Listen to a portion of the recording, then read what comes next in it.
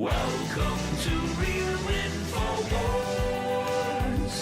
We're proud to introduce to you our official mascot, the InfoWars elf. He's made of cartoon.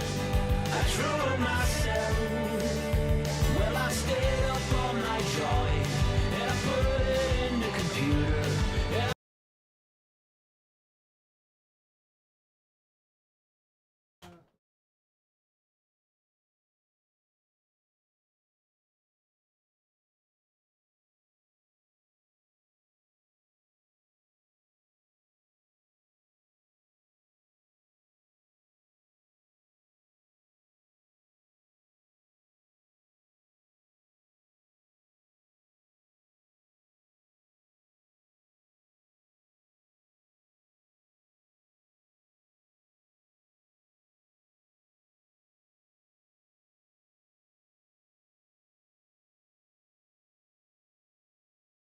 This entire song, and I got an email from corporate that said the InfoWars elf is not a direction they're interested in exploring. Forget that I mentioned the InfoWars elf, a swing and a miss. The headline is this: Welcome to Real InfoWars.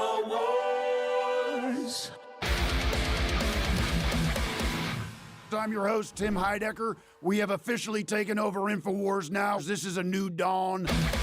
You think that Alex Jones gorged himself on Whataburger? You're saying 5 triple cheeseburgers and how many fry boxes?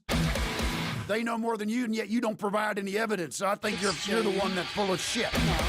Fake news sites are going to be running with this wild. They're going to be running wild with this story. We have leaked video now revealing that Alex Jones. It's Jane. No. The government, politicians, the media, they're silencing the truth. Because the truth is dangerous. They don't want their secrets revealed. This is exactly the kind of conversation they don't want us to have. We could be killed. Oh my God. Or worse. And we should all be very afraid. Yes. For 35 years, I was part of the problem. Gross. A mouthpiece for the mainstream media, spewing their lies and kissing their feet, all while they turn me into something I'm not. Good afternoon, neighbor. But now I'm free of my corporate shackles, and my only business is freedom. My name is Jim Haggerty, and you are being lied to. You are being lied to. Every day when you wake up, every night when you go to sleep, when you watch the news, and when you don't. Chances are, statistically, you are being lied to right now. That's a fact. But why? And how? And by who? Was America founded as a Christian? Everyone needs to see this photo. Because we are joined here today by on America's CIA 200 analyst Neil Riker.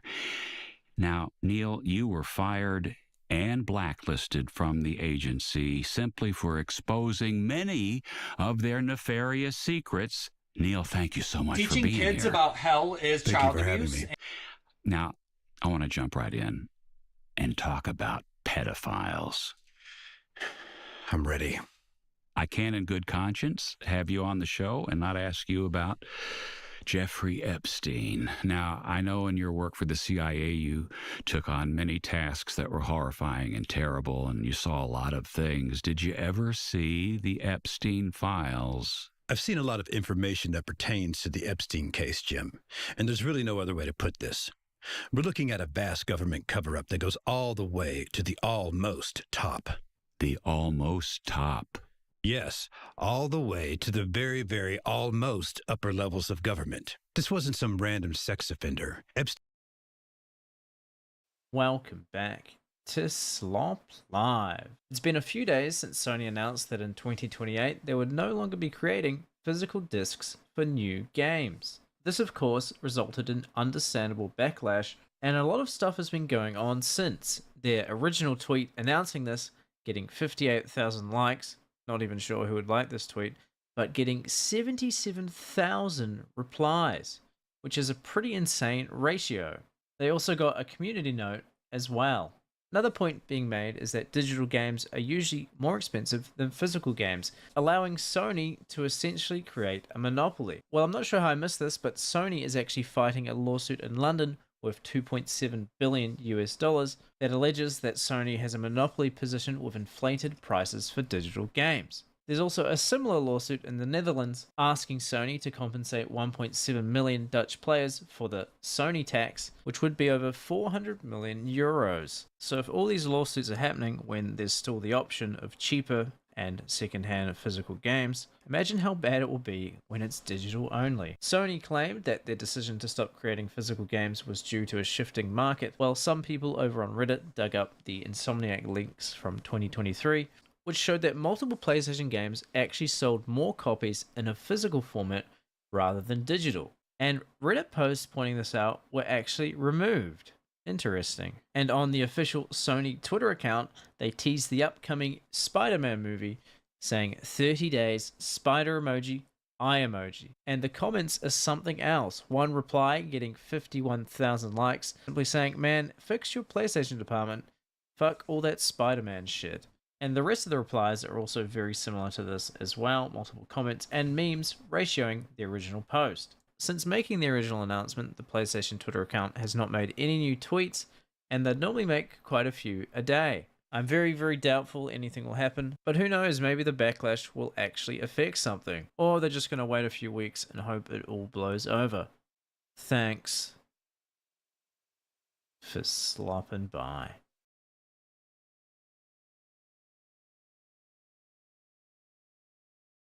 If I'm looking exquisite and festive, it's because I was getting ready for a little 4th of July hootenanny this evening, but I had to drop everything, stop, drop, and roll because a buddy of mine sent me something and told me to take a look. So I held my horses, and you bet your sweet bippy I took a peek, and I'm glad I did. Because this is serious.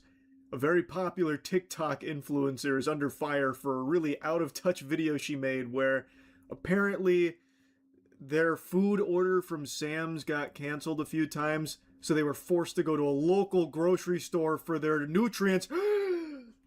They had to shop at a local spot. And for some reason, she filmed it all like she was making first contact with aliens. She's walking through there bewildered. Sam's Club canceled our order 3 different times, so we are in this teeny tiny little town in the mountains, and we're gonna try and hopefully get all of our groceries for the next 4 days. Her friend chirps up saying, wish us luck. With what? You're not going into a battlefield? You're not being sent to storm the beaches and... With great power comes great responsibility, and you have the power to sign up for extratug.com for exclusive perks and videos. Check it out. Am I still upside down, Chris? Please put me back up normal. My head's getting big. This might sound insane, but for 155 years of our nation's history, we didn't have a national anthem. We didn't have a ditty to play at a hockey game. We would just play the hockey game, which I'm kind of jealous of. I'm sick of... They say the start time is a certain time, and then they do the anthem, and then they also do the Canadian anthem most times, and it makes me fucking furious. But there was no rockets red glare. There wasn't even bombs bursting in air. Well, there was, but we didn't sing about it. All we had to get us by was the sound of cowboys spitting and bald eagles screeching into the abyss of the Grand Canyon. Also, fun fact, most of us aren't familiar with what a bald eagle actually sounds like. I don't know what bird we pretend it is. Like, if we play the song... Chris, sorry, this is going to be a big ask. If we play the sound of what we think it is, an actual sound of a bald eagle. It's way less cool. It sounds like a dying parrot. But instead of listening to all that, today, thankfully, we have the Star-Spangled Banner, a song that's performed in public hundreds of thousands of times every year. But even though it's hard to imagine even starting without a national anthem, it took over a century for it to become our government-ordained intro music. But why did it take so long for us to get a groovy little tune that we play at the beginning of sports games? Well, it's a very long story that involves war, baseball, and extreme distrust of politicians from Maryland. So, let's Let's just jump into it. But first, it's hard not to tell the story of America without talking about war, and the national anthem is no different. If it weren't for the War of 1812, there would be no Star-Spangled Banner. No, I know a lot of you out there who aren't history buffs didn't know there was a War of 1812, but there was, and it was not great. While the American Revolution often overshadows it, many scholars know the War of 1812 as the Second War of Independence. The war found us once again going against the odds with the British, those dirty little British people, and even though their Royal Navy outmatched us, we fought our English daddies to a stalemate. This helped legitimize our vibe as a world power with France and Britain, because like, yeah, we fought back and said like, oh, we're a nation now, and they're like, okay, we'll be back in like 3 months, and then we fought them off again. They're like, damn, we thought we would sneak in there. All right, okay, so these are people we have to deal with now. And summing up the war almost perfectly was the Battle of Baltimore, a battle that we're still fighting to this day.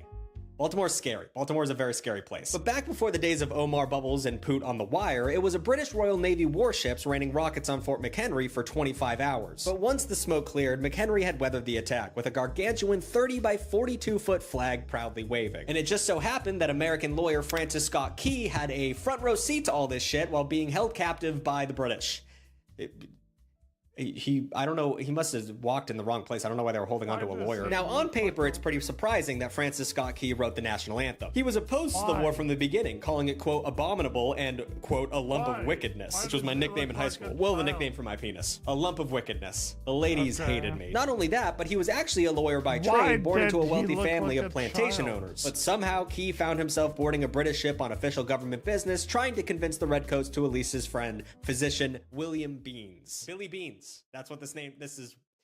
American history is beautiful. Billy Beans was detained after confronting British soldiers when they tried to plunder his home. It was surprisingly easy to convince Beans' captors to let him go. It only took a few hours and several letters from British officers stating that Beans actually treated their wounds after a fight. However, at that point, the attack on McHenry was approaching, and Beans and Key were on, these names are crazy. Beans and Keys were on board and they heard about it, so they were like, oh, you weren't supposed to hear that, now we gotta hold you captive. So they held him captive about 8 miles up the river. From this vantage point, Key watched the battle, saying, quote, it seemed as though Mother Earth had opened and was vomiting shot and shell in this sheet of fire and brimstone. Once the smoke cleared, he was blown away at the fact that McHenry was still a building, and began scribbling lyrics on the back of a letter he had in his pocket. And these lyrics, given that they would become our nation's anthem, are pretty fucking violent and scary. I mean, it's a little poem written about a battle, and this was like 18 whatever. Like, you know, these battles weren't, you know, you get your arm blown off and then a little bacteria would eat you out. I didn't say that right. Anyway, the commander of the militia at Fort McHenry, is not wrong.